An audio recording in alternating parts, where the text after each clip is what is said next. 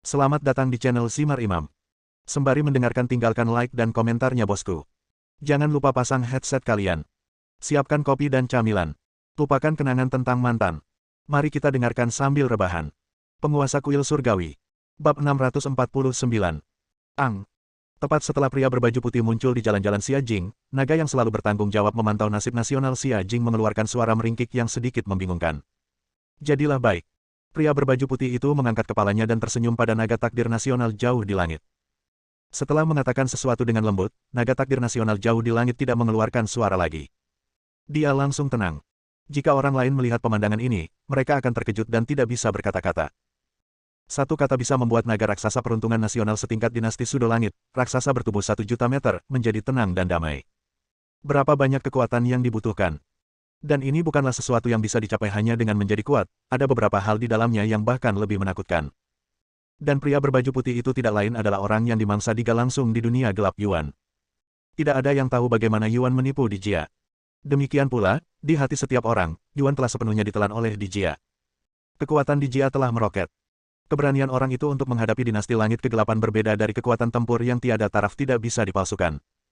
Demikian pula, jika Xiao Tians dan yang lainnya tidak berpartisipasi dalam pertempuran bersama, akan sulit bagi Diyu dan yang lainnya untuk membunuh Dijia. Namun Yuan, yang mati satu kali dan dilupakan semua orang, justru muncul kembali. Tubuhnya sangat ilusi, seolah-olah tidak ada.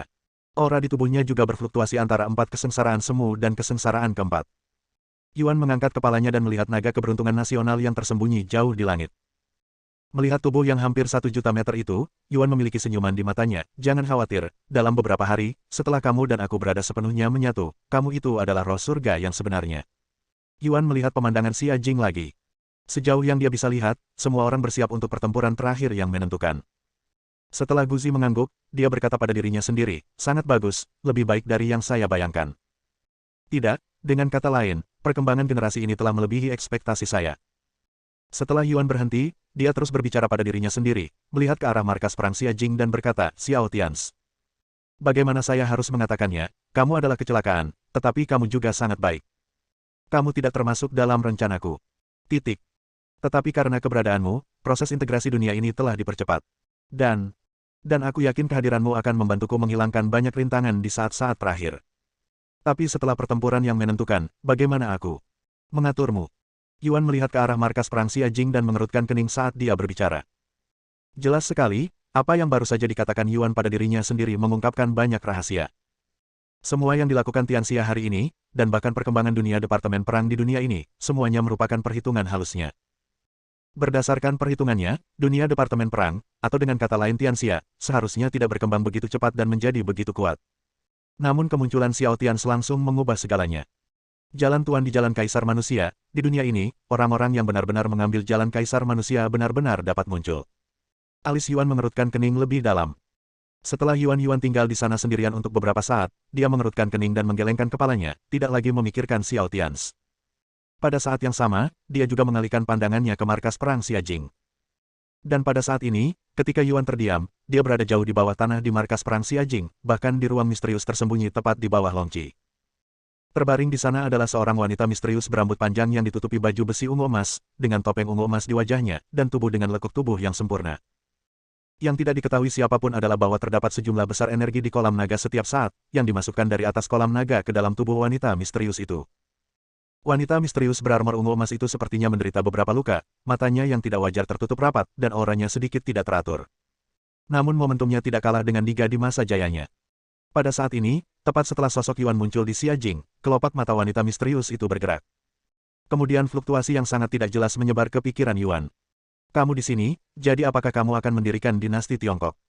Setelah Yuan mendengar suara ini, dia berhenti sejenak, lalu menjawab sambil tersenyum, yah, itu hanya beberapa hari terakhir ini. Kalau begitu tolong bantu aku.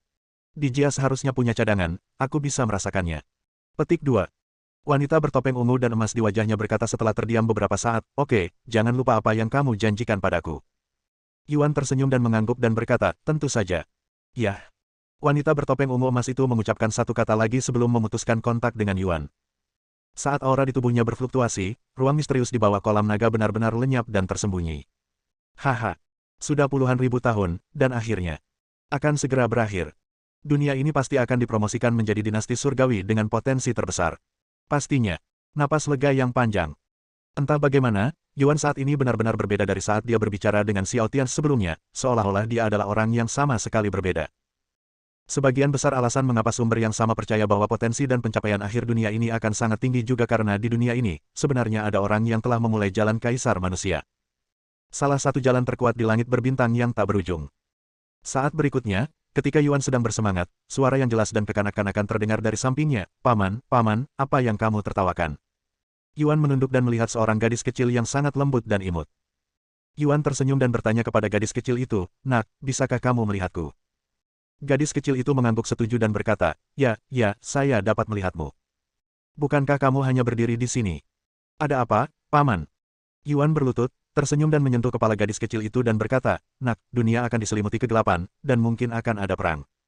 Apakah kamu tidak takut? Lihat, ada tentara yang bergerak di jalan ini. Mereka semua bersiap untuk pertempuran yang akan datang." Senyuman di wajah Yuan menjadi semakin lebar. Gadis kecil itu menggelengkan kepalanya dan berkata, "Saya tidak takut. Kami memiliki kakak laki-laki Xiao Tians di sini di Tianxia. Kami pasti akan menang." Ayah dan ibu berkata begitu. "Paman, jangan takut. Kakak Xiao Tians akan menang. Lindungi kami." Dari Xiao Tians. Yuan tertegun sejenak. Dia sedikit terkejut karena anak berusia 5 atau 6 tahun di Tianxia tahu tentang Xiao Tians dan memiliki keyakinan mutlak dalam pertempuran terakhir. Yuan tersenyum dan berkata kepada gadis kecil itu, "Baiklah. Tapi paman memberitahumu bahwa meskipun suatu hari Xiao Tians tidak dapat melindungimu, paman akan melindungimu. Kamu pasti akan tumbuh dengan bahagia. Paman berjanji padamu." Petik 2. "Nono, kamu berbicara dengan siapa?" Tepat ketika gadis kecil itu ingin terus berbicara dengan Yuan. Tiba-tiba, suara wanita ketakutan terdengar dari kejauhan di samping gadis kecil itu. Itu adalah ibu gadis kecil itu. Dia baru saja membeli beberapa barang di toko. Ketika dia berbalik, dia menemukan putrinya hilang. Lalu dia berlari keluar dengan cepat, tapi kemudian dia melihat pemandangan yang mengerikan. Putrinya sedang berbicara dan tertawa di udara di jalan. "Sepertinya aku sedang ngobrol dengan sesuatu." Ketika gadis kecil itu mendengar tangisan ibunya, dia segera menoleh ke ibunya dan berkata, Bu, saya sedang berbicara dengan paman berpakaian putih ini." "Ada apa? Paman? Di mana pamannya?" Ekspresi wajah wanita itu menjadi semakin ngeri. Mulutnya terbuka lebar. Gadis kecil itu berbalik dan melihat ke arah Yuan, dan menemukan bahwa Yuan telah pergi. Wanita yang ketakutan itu segera berlari ke arah gadis kecil itu dan memeluk gadis kecil itu. Ekspresi ngeri di wajahnya semakin bertambah. "Apakah Anda melihat hantu di siang hari bolong?" "Hah? Kenapa paman hilang? Dia tadi ada di sini." Gadis kecil itu sedikit bingung. Ibu gadis kecil itu berpikir sejenak, lalu berlari ke toko sambil menggendong putrinya dan meminta toko tersebut untuk memutar video pengawasan di luar. Era saat ini berbeda dengan masa lalu. Bahkan orang awam pun tahu bahwa ada orang-orang kuat di dunia ini. Namun segera setelah ibu gadis kecil itu menyaksikan semua pengawasan dalam waktu 5 menit, wajahnya menjadi semakin pucat. Saat berikutnya, ibu gadis kecil itu memikirkannya dan menelepon Departemen Survei Langit Xiajing. Sekarang seluruh Tianxia berada dalam keadaan paling tegang, keadaan semi-perang, jadi hanya 2 atau 3 menit kemudian, 2 pembangkit tenaga listrik tingkat kaisar mendarat di sini, di langit. Kemudian kedua ahli tingkat kaisar itu mulai menyelidiki apa yang baru saja terjadi. Sekarang pertempuran yang menentukan antara dunia Departemen Perang dan dunia gelap sudah dekat, dan promosi Tianxia ke dinasti yang sebenarnya sudah dekat, jadi meskipun ini masalah sepele, pejabat senior Tianxia sangat mementingkan hal itu, apalagi ini adalah Xiajing. Namun saat berikutnya, sosok Yuan muncul di hadapan 2 ahli tingkat kaisar yang datang untuk menyelidikinya. Yuan melihat kedua pembangkit tenaga listrik tingkat kaisar untuk beberapa saat sebelum pergi.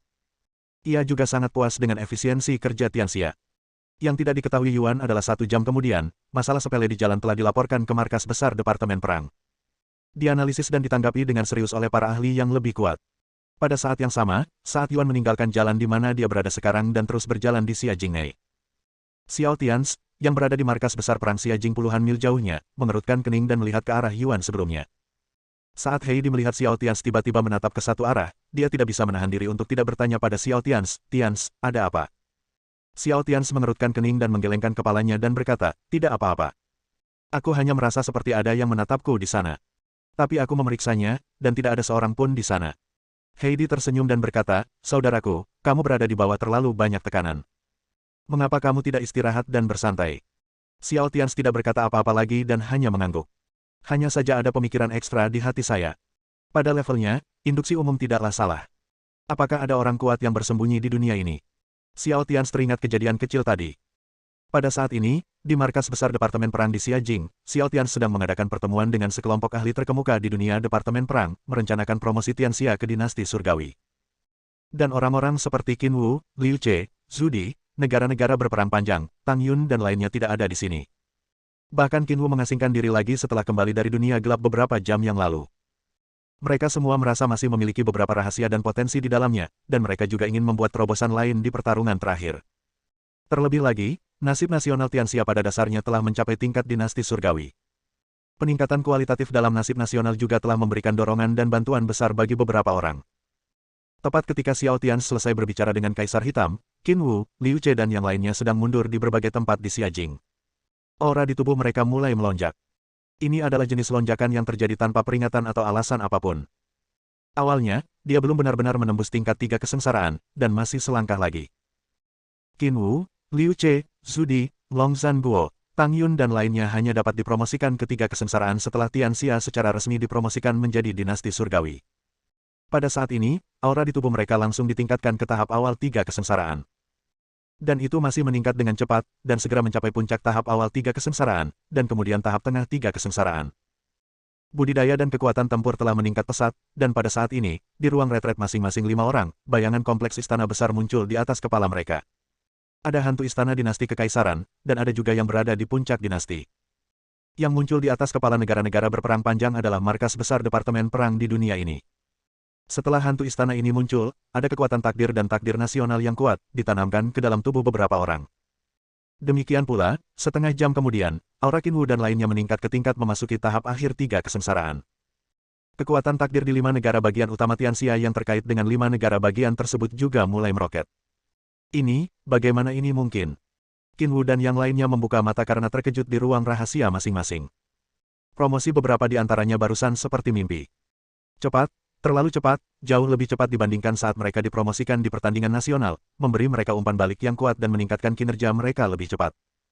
Hampir semuanya baru saja berpindah dari puncak bencana kedua ke tahap akhir bencana ketiga dalam sekejap. Hanya dalam beberapa menit, mereka melewati beberapa level. Kecepatan ini membuat mereka bingung dan takut. Bab 650. Di ruang rahasia bawah tanah tempat Qin Wu mundur, dia menatap kaget pada bayangan besar istana yang melayang di atasnya. Ini, lambang generasi kaisar. Kekuatan keberuntungan generasi kaisar. Bagaimana ini mungkin? Bukankah generasi kaisar sudah lama hancur? Bagaimana? Bagaimana mungkin ada masihkah begitu banyak kekuatan keberuntungan? Keterkejutan dan kebingungan di hati Qin Wu telah berkembang menjadi ekstrim pada saat ini. Dahulu kala, selama pertempuran pertama antara semua pihak di medan perang asing, Xiao Tian terluka parah dan kembali dari medan perang asing.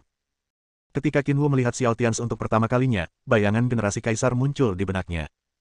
Oleh karena itu, Qin Wu sangat yakin bahwa bayangan istana yang melayang di atas kepalanya saat ini adalah milik dinasti kekaisaran. Pada saat ini, di beberapa tempat lain, Liu Che, Zhu Di, Tang Yun dan lainnya sedang mundur secara rahasia. Mereka semua kaget dan tidak bisa dijelaskan, tapi mereka juga punya beberapa tebakan di benak mereka. Qin Wu tidak berpikir banyak lagi, tetapi dengan cepat mengeluarkan ponselnya dan menghubungi Liu Che dan yang lainnya, anak kedua, anak ketiga, apakah ada sesuatu yang aneh terjadi di sana? Sebelum Qin Wu selesai berbicara, dia melihat bayangan istana di atas Liu Che dan lainnya di video telepon. Qin Wu memahami segalanya dalam sekejap. Saudaraku, beritahu Tians. Ayo berkumpul di tempatmu.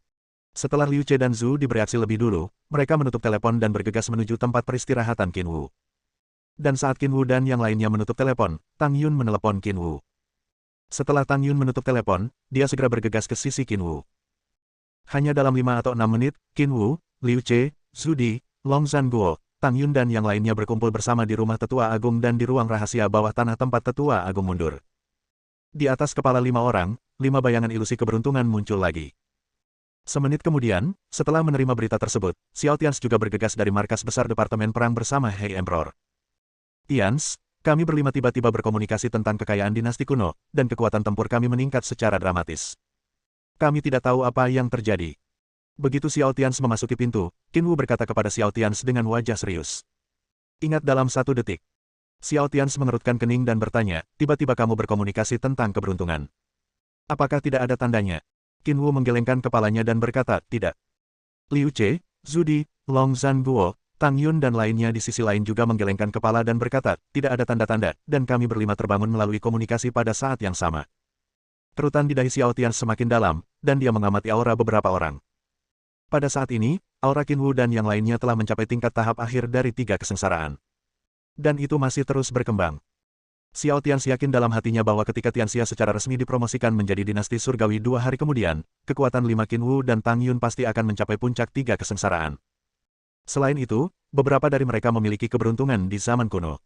Bahkan jika mereka lebih lemah dari Diyu dan lainnya, mereka mungkin tidak jauh lebih lemah. Yang terburuk pasti sebanding dengan Kaisar Sun, Diyue dan lainnya yang kini telah mencapai puncak 3 kesengsaraan. Xiao Tianzi terdiam dan dengan cepat menyimpulkan dalam pikirannya. Pada saat ini, generasi tua orang kuat di dunia ini, yang telah mundur sebelumnya, tiba-tiba mengalami lonjakan kekuatan. Apa ini? Apakah itu pertanda keberuntungan di dunia ini juga sedang merasakan tekanan dan tiba-tiba pecah, ataukah ada hal lain? Pertarungan menentukan antara dunia nyata dan dunia gelap akan segera dimulai. Bau mesiu di udara semakin kuat. Nasib 3 benua di dunia nyata dengan cepat menyatu menuju Tianxia. Keberuntungan di dunia gelap juga dengan cepat menyatu menuju dinasti gelap yang didirikan oleh Diyu dan lainnya. Mesin ki dari 2 dunia mulai bertabrakan. Hanya saja setelah Xiao Tianzi menyimpulkan dalam waktu yang lama, dia tidak bisa menyimpulkan apapun kecuali merasa bingung. Tapi Xiao Tianzi memiliki semakin banyak keraguan di dalam hatinya. Dia mengerutkan kening dan menatap Tang Yun dan bertanya, "Ibu, di antara kami, hanya kamu yang masih menyimpan beberapa kenangan tentang dinasti kekaisaran generasi kedua. Izinkan saya bertanya, ketika dinasti kekaisaran generasi kedua musnah, mengapa ia masih memiliki begitu banyak kekuatan keberuntungan?" Tang Yun juga mengerutkan kening dan berkata, "Tianzi, saya tidak tahu banyak tentang ini. Ketika saya menikah jauh, sesuatu terjadi di tengah jalan dan saya bergegas kembali. Tetapi ketika saya kembali ke ibu kota kekaisaran, kaisar generasi kedua istana kekaisaran telah menjadi reruntuhan. Kemudian beberapa tahun kemudian, saya menemukan di makam dinasti kedua bahwa dinasti kedua masih menyimpan sisa-sisa banyak jenderal, termasuk mereka yang berada di puncak Raja Manusia, mereka yang berasal dari kesusahan pertama, dan mereka yang berasal dari kesusahan kedua. Memiliki. Karena sisa-sisa jenderal itu masih ada, itu berarti sebagian takdir kaisar generasi kedua telah tersisa." Tang Yun berhenti sejenak sebelum melanjutkan. "Jadi, karena saya tidak ada di sana ketika kaisar generasi kedua melakukan pertempuran terakhir mereka, saya tidak tahu apakah kaisar asli dari kaisar generasi kedua yang membuat pengaturan ini sendiri." Setelah Tang Yun selesai berbicara, Xiao Tianzi mengangguk dan berkata, "Menurut apa yang dikatakan dunia, ketika satu generasi kaisar binasa, Kaisar Ying meninggal mendadak, tetapi tulang belulang Kaisar Ying belum ditemukan sampai sekarang. Detail spesifik di mana?" Petik 2. Adapun Liu Che, Zhu Di, dan Long Zhanguo mereka bahkan tidak tahu apa yang sedang terjadi. Jika benar, mereka mengetahui beberapa rahasia. Saat itulah Xiao Tianzi terus mempromosikan Departemen Perang Dunia dan Tianxia dipromosikan sebulan yang lalu. Kadang-kadang, beberapa kenangan dan gambaran yang tidak dapat dijelaskan akan muncul di benak mereka, seperti Qinwu. Namun gambar-gambar itu pada dasarnya tidak lengkap dan tidak dapat menjelaskan apapun. Satu-satunya hal yang dapat membuat mereka yakin adalah bahwa dalam ingatan akan adegan-adegan itu, mereka tampaknya telah menjadi kaisar yang kejam di masa lalu. "Tianzi, ketika pertempuran yang menentukan antara dua dunia ini akan dimulai, beberapa dari kita tiba-tiba mengalami peningkatan besar, dan sebelum pertempuran yang menentukan, kita pasti dapat dipromosikan ke puncak 3 kesengsaraan. Apakah ini akan menjadi masalah?" Qinwu berkata kepada Xiao Tianzi dengan sungguh-sungguh. Tidak ada yang lain, hanya saja terlalu sederhana dan mudah bagi mereka untuk meningkatkan kekuatan mereka, dan demikian pula, waktu peningkatan kultivasi mereka yang tiba-tiba terlalu kebetulan. Saat berikutnya, ekspresi Qinwu tiba-tiba berubah saat dia berbicara, seolah dia memikirkan sesuatu, dia mengangkat kepalanya dan hendak melanjutkan berbicara dengan Xiao Tianzi. Tapi Xiao Tianzi menggelengkan kepalanya dan menolak. Xiao Tianzi memandang Qinwu dengan pandangan yang dalam dan berkata, "Jangan katakan." Setelah Xiao Tianzi menyela Qinwu, dia berhenti sejenak dan melanjutkan, "Tidak peduli apa, ini adalah hal yang baik. Bukankah begitu? Tetua Agung, Ibu, kalian telah meningkat pesat sebelum pertempuran yang menentukan. Ini dia itu hal yang baik, agar kita bisa lebih percaya diri dalam pertarungan menentukan melawan dunia gelap." Tang Yun, Qinwu dan yang lainnya mendengarkan kata-kata Xiao Tianzi dan akhirnya mengangguk setuju. Meskipun mereka semua memiliki keraguan di dalam hati, Xiao Tianzi tidak membiarkan mereka berbicara lagi. Xiao Tianzi samar-samar menebak sesuatu. Saat berikutnya, Xiao Tianzi, Qinwu, Tang Yun dan yang lainnya tiba-tiba menjadi bersemangat, dan beberapa dari mereka merasakan beberapa perubahan di luar. Kemudian beberapa orang keluar dari ruang rahasia bawah tanah dan turun ke tanah, semuanya melihat ke langit di atas kepala mereka. Ang! Tepat ketika beberapa orang berjalan ke tanah, jauh di langit, naga takdir nasional Tianxia berteriak dengan penuh semangat, dan tubuh naga ilusi emas besar berkeliaran dengan anggun jauh di langit. Di darat, di mata Xiao Tianzi dan yang lainnya, pada saat ini, mereka melihat bahwa nasib seluruh dunia Departemen Perang sedang menyatu menuju percepatan perpindahan Tianxia. Jika kita mengatakan itu sebelumnya, semua kekayaan dari 3 benua di seluruh dunia Departemen Perang dikumpulkan di Tianxia, itu pasif dan sangat lambat. Situasi saat ini bersifat proaktif, dan kecepatannya beberapa kali lebih cepat dari sebelumnya. Awalnya, Xiao Tians ingin membiarkan Tianxia secara resmi maju ke dinasti surgawi dalam 2 hari. Pada saat itu, pada kenyataannya, semua keberuntungan seluruh dunia Departemen Perang tidak akan ditransfer. Alasan mengapa Xiao Tians dan yang lainnya memilih 2 hari kemudian adalah karena mereka dipaksa oleh dunia gelap. Dinasti surgawi di dunia Departemen Perang akan dipaksa untuk maju tanpa persiapan penuh. Namun hal itu tidak diperlukan sekarang, karena pada saat ini, kecepatan berkumpulnya nasib seluruh dunia Departemen Perang menuju Tianxia telah meningkat beberapa kali lipat, bahkan lebih dari 10 kali lipat. Jauh di langit seluruh dunia Departemen Perang, karena kecepatan berkumpulnya kekuatan keberuntungan, seluruh dunia bergejolak. Jauh di langit di atas Xiajing, awan yang tak terhitung jumlahnya yang digerakkan oleh arus udara melonjak. Kecepatan pengumpulan keberuntungan telah meningkat. Pada kecepatan ini, saya khawatir dalam 2 hari, semua keberuntungan di dunia akan dikumpulkan di Tianxia. Qin Wu menatap kekuatan keberuntungan yang melonjak di atas, terkejut. Dikatakan, Xiao Tians, yang juga menatap ke kedalaman langit, menggelengkan kepalanya dan berkata, tidak, dilihat dari kecepatan pengumpulannya, mungkin tidak memakan waktu 2 hari, mungkin besok malam, pengumpulannya akan selesai. Kita tidak perlu menunggu 2 hari. Kita bisa menaikkan Tianxia ke level dinasti langit ke-8 lusa, kata Xiao Tians, lalu melirik ke arah Qin Wu, Tang Yun, Liu Ce dan lainnya dan melanjutkan. Dan fondasi dinasti surgawi yang dipromosikan oleh Tianxia tidak boleh lebih lemah dari fondasi dinasti surgawi di dunia gelap. Saat Xiao Tians dan yang lainnya sedang menyaksikan adegan akbar pengumpulan kekayaan di Xiajing, jauh di Akademi Seji di wilayah tengah Tianxia, Kong Chang sedang mundur. Tiba-tiba, kekayaan Akademi Seji mulai meroket. Bayangan seorang sarjana hebat dari Akademi kuno muncul di langit di atas markas Akademi Seji. Masing-masing hantu tersebut membawa kekuatan takdir yang kuat. Kekuatan keberuntungan di Akademi. Setelah kekuatan keberuntungan ini muncul, mereka ditanamkan ke dalam tubuh Kong Chang. Bang bang bang bang. 4 suara lembut datang dari tubuh Kong Chang secara berurutan. Hantu generasi sebelumnya dari Master Akademi Seji yang awalnya terintegrasi ke dalam tubuh Kong Chang semuanya menghilang dan sepenuhnya berubah menjadi energi yang kaya tubuh Chang. Untuk sesaat, aura di tubuh Kong Chang juga mulai meroket, dalam sekejap mata, langsung naik ke tingkat tahap awal 3 kesengsaraan, dan kemudian naik lagi seperti Tang Yun dan lainnya, itu segera naik ke tingkat tahap akhir dari 3 kesengsaraan. Pikiran Kong Chang berubah drastis, dan dia tidak memiliki terlalu banyak kejutan di hatinya. Sebaliknya, dia langsung muncul di langit di atas Akademi Seji. Matanya melihat ke arah Xiajing. Hah! Di sisi Xiajing, Xiao Tians, Qin Wu, Tang Yun dan lainnya yang sedang mengamati pengumpulan kekayaan Tianxia juga tanpa sadar melihat ke arah Kong Chang. Dalam perasaan mereka, hanya ada kilatan aura orang kuat di tahap akhir 3 kesengsaraan di sisi wilayah pusat Tianxia. Kong Chang, apakah kamu juga dipromosikan? Xiao Tians menatap ke arah Kong Chang, dengan kilatan cahaya di matanya. Kemajuan Kong Chang saat ini bukanlah akhir dari segalanya. Segera, di 2 tempat lain di tanah Tianxia Zhou Shu, Henry, Presiden Dinasti Singa, dan Hill, Presiden 5 Dinasti gelar 3 kesengsaraan. Dao Yi, pemimpin penjaga aturan yang bertanggung jawab atas wilayah tengah Tianxia, juga mulai membaik. Garis pandang diperpanjang. Di tengah dunia Departemen Perang, di atas markas penjaga aturan asli, Yuan berpakaian putih berdiri di sana-sini. Dengan lambaian tangannya, nasib seluruh dunia Departemen Perang berkumpul menuju Tianxia. Bersambung.